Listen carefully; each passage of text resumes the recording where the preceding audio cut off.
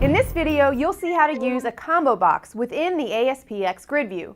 You'll also learn how to enable incremental filtering within the combo box. This feature is helpful when you have several entries in your combo box and you need to quickly filter down to a few by typing in the search value. So let's get started. Start with a new ASP.NET web project and add the nwin.mdb file to the app data directory. Drop the ASPX Grid View, and let's add an access data source using the Smart Tag menu of the grid. From the Choose Data Source dropdown, select New Data Source. For the first screen of the wizard, click Access Database and change the ID to DS Products. Now select the nwin.mdb file from the app data directory.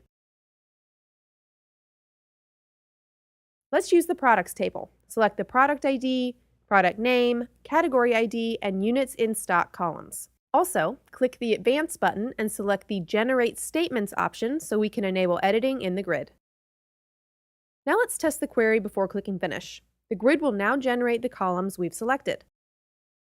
Click the Enable Editing option. Now let's run the application to see how the columns appear in the grid.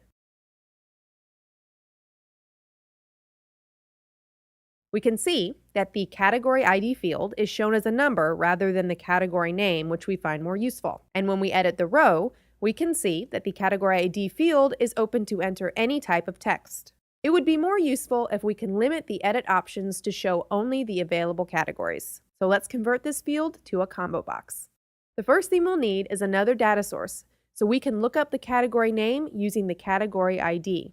We'll go through the same process as before and select the nwin.mdb file for this data source. Using the Categories table, select Category ID and Category Name columns. Click Next, Test Query, and Finish. Let's change the ID of the new data source. Click the Properties tab and set the ID to DSCat.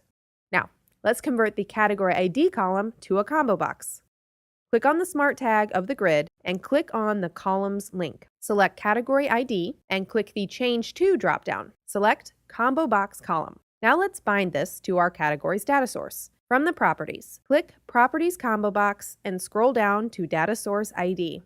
Set the Data Source ID to DSCat and scroll down to the Text Field property.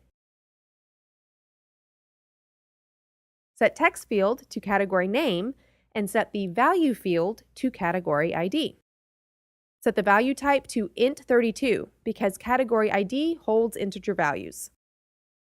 Also, set the caption to Category so that it properly reflects the column's data. Click OK to close the dialog, and let's run the application again to see the combo box in action.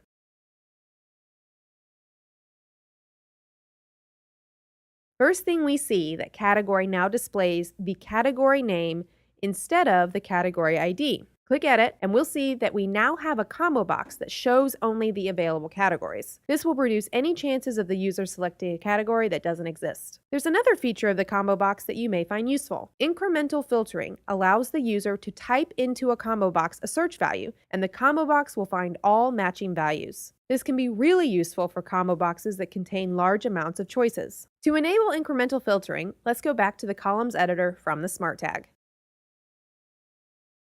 Select the Category column and click the Properties combo box in the Properties editor.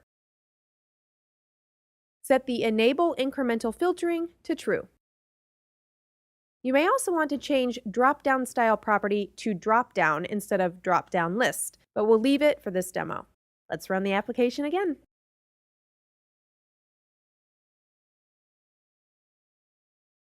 Now when the user is in edit mode and they're modifying the category, they can type in the first few letters of the search term, and the combo box will match all available options in the dropdown. For example, here we can type in ME and it will find the meat poultry category.